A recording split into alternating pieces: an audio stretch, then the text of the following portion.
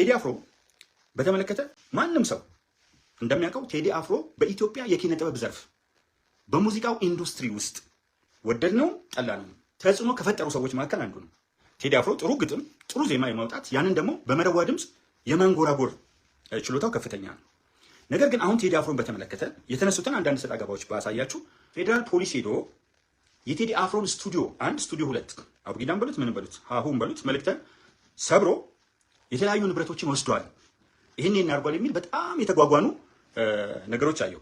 ፌዴራል ፖሊስ ቴዲ አፍሮ ጋር ድርሽ አላለም። አንደኛው ሲፈልግ ቴዲም ይሁን በቴዲ ዙሪያ ያሉ ሰዎች ምንም አይነት ጭምጭምታ ሳይሰሙ ከፍርድ ቤት የመበርበሪያ ትዕዛዝ አስወጥቶ በጠራራ ፀሐይ ወደ ቴዲ አፍሮ ስቱዲዮም ሆነ ወደ ቴዲ አፍሮ መኖሪያ ቤት ሄዶ ከቀኑ 12 ሰዓት በፊት ወደ ከምሽቱ ማለት ነው ቀደም ብሎ ባለው ጊዜ ሄዶ የሚፈልገውን የመበርበር የሚፈልጋቸውን እቃዎች የሙዚቃ መሳሪያዎች ሊሆኑ ይችላል ወስዶ የማጣራት የመፈተሽ ክስ የማቅረብ መብት አለው። ሙዚቀኛ መንግስትን መደገፍም መንግስትም የመቃወም መብት አለው። የቴዲ አፍሮ ዘፈንን በጽሁፍ የተወሰኑትን ክፍሎች አይቻቸዋለሁ። የተወሰነ ነገር ላንሳላችሁ። አንደኛ ተካድን የሚል ነገር አለበት። እነማን ናቸው የሀገር ባለቤት ሆነው የሚካዱት? እነማን ናቸው የሀገር ባይተዋር ሆነው የሚክዱት? ሁለተኛ ታሪክን አታስተምረኝም። ታሪክን ሲባል ማን ነው አስተማሪ? ማን ነው ተማሪ? ማን አስተማሪ ሆኖ ነው ታሪክን አታስተምረኝም? ይሄ መንግስት ግን ከታሪክ አንጻር የሰራውን ታሪክን አበላሸ ለማለት ከሆነ በከፍተኛ ደረጃ አፍራለሁ።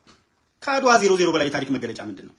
ከጎንደር ነገስታት ግንብ በላይ፣ ከጀጎል ግንብ በላይ፣ ከጅማ አባጅፋር ግንብ በላይ የታሪክ መገለጫ ምንድን ነው? አድዋን ይሄ መንግስት ነው ለመጀመሪያ ጊዜ ክብር ሰጥቶ ከነ ሙሉ ክብሩ ያስቀመጠው። ይሄን አነቃነቀው መሬቱን እንዲያርጋ እናንተ ናችሁ ተነቃነቃችሁ። የቴዲ አፍሮ ዘፈን የሚያናውጠው ቀይ ባህር ወይም ማዕበል ማን ውቅያኖስ ኩሬ ጭምር ኩሬ ያናውጠው። የቴዲ አፍሮ ዘፈን ቅጠል አያረግፍም። የአንድ ዛፍ ቅጠል አያረግፍም።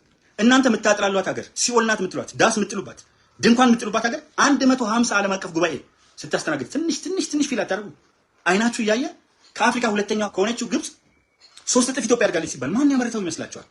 እኛን ማሽቃበጥ ስትሉ እናንተ ግን 19000 ፕሮጀክት ማድነቅ ሲያቅታችሁ ትንሽ አይተናነቃችሁ? አንድም አልተነፍስም ስትሉ ንጉስ የሚባለው የዘፈነ ነው። እዚያ ጋር ሙሾ ያወረደ ሙሾ የደረደረ ዳስ ያስጣል።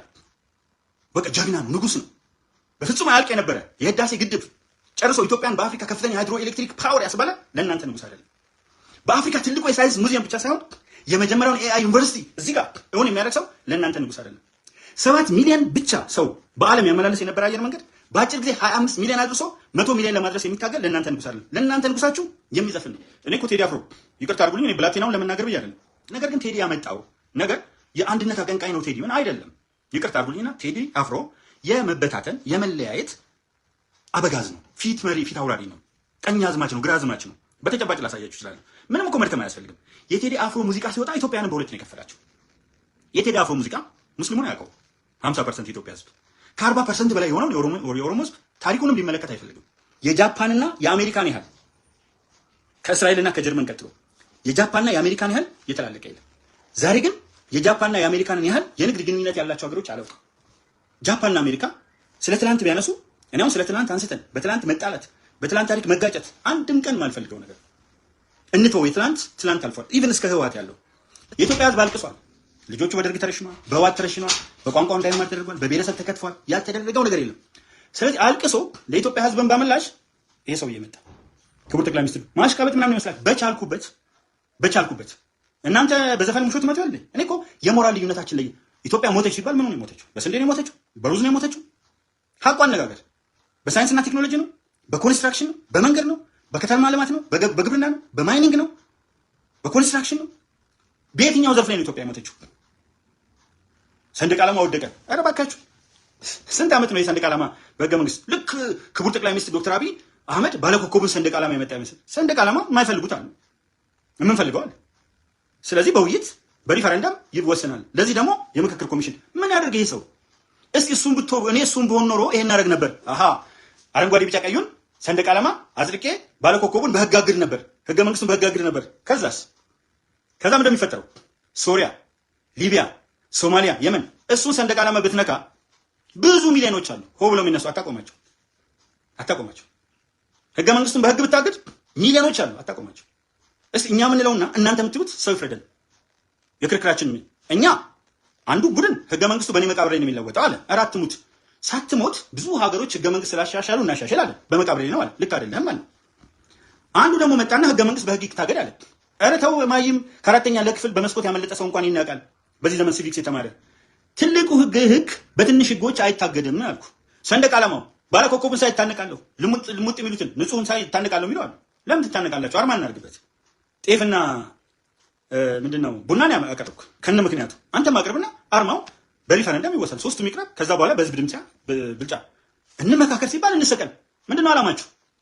ከግብጽ ገንዘብ ይፈሳል፣ እንዲህ ነው የሚፈሰው ረብጣ። ክቡር ጠቅላይ ሚኒስትር ዶክተር አብይ አህመድ ወደድክም ጠላህም እንዴት እንደሚያነብ ንግግሩ ብቻ ያላነበብከውን ከየት አንተ ትናገራለህ? ከየት አምጥተህ? እነዛ እኮ መሳደብ ነው የሚችሉት፣ ወይም የተላከላቸውን አሉባልታ መለጠፍ ነው ፖለቲከኞቻችሁ። ይሄ ሰው ያለውን እውቀት ኤአይ ለበለው በደንብ አድርጎ ያወራል። ትንትን አድርጎ ቁጭ አድርጎ ከአርቲፊሻል ኢንቴሊጀንስ ባለሙያ ጋር ቁጭ ብሎ ያወራል። ደራሲ ነው፣ መጽሐፍ አይደለም መጽሐፍ ጽፏል። ገጣሚ ነው፣ አሳምሮ ይገጥማል። ተናጋሪ ነው፣ አንደበተ ርቱዕ ነው። ዓለምን አስደምሟል። የኖቤል ሽልማት ሲቀበል በፈለገው መንገድ ሂድ። ወደዚህ ሰውዬ ልትጠጉ የምትችሉበት ነገር የለም። ኢትዮጵያዊ ነው። ኢትዮጵያ አይደለም ያላችሁ ሰዎች ኢትዮጵያዊ አይደላችሁም። እሱ ግን ነው። በመላው ዓለም ኮንጎን የሚያክል የማዕድን ሀብት ያለው ሀገር የለም። ኮንጎን የሚያክል ደግሞ ድሃ የለም። ሆይ ዶክተር አብይ አሁን ኮንጎን ቢይዛት ከአንድ ወረዳ የሚወጣው ዳይመንድ ብቻ ከአንድ ወረዳ የሚወጣው ዩራኒየም ይቀይራታል ዘሆል ኮንጎን። ዶክተር አብይ ቢይዛት ኖሮ ለዚህ ነው ብዙ የአፍሪካ ሀገሮች ምን አለበት እሱ ቢሆን የኛ መሪ። አልሰማችሁም? ታላላቅ መሪዎች ሲመጡ ምን አሉ?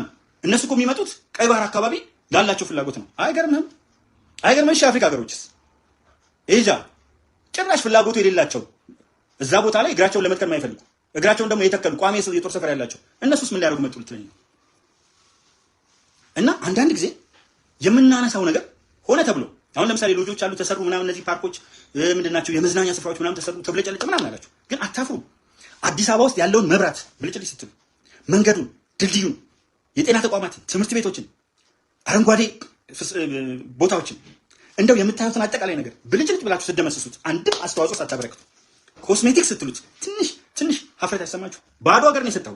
ገበያ ነበሩ እነዚህ ገበያዎች ገበያ ፈጠረ። የዓለም የኢኮኖሚ ሁኔታ ጫፍ ሲወጣ ነዳጅ እየደጎመ በተቻለው አቅም ክትትል እያደረገ በህወሓትም በደርግም በኃይለ ሥላሴም ዝቅጥ ብሎ በመዝረፍ ላይ የተመሰረተ በሌብነት የተሞላ አመራር እየቆራረጠ ጀግና ሰዎችን ወደፊት ለፊት እያመጣ ሙስጠፋ ዑመር አብይ ነው ያመጣው።